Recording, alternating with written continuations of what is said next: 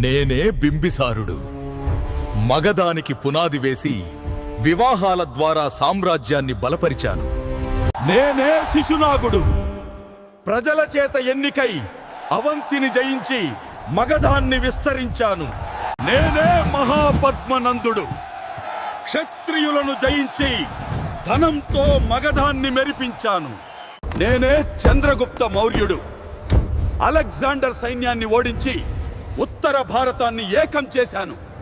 నేను పుష్యమిత్ర శుంగుడు.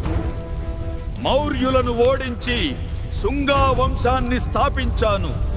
నేను వసుదేవ కణ్వుడు.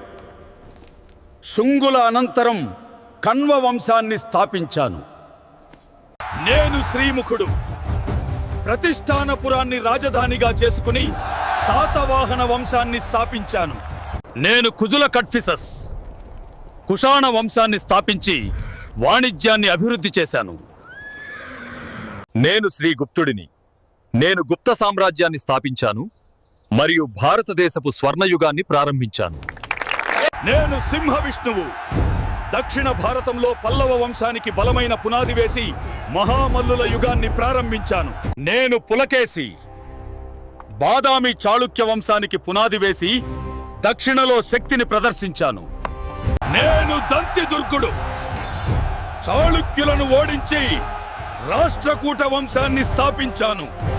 నేనే విజయాలయ చోళుడు. నిద్రలో ఉన్న చోళ వంశానికి మళ్లీ ప్రాణం పోసిన వాడిని.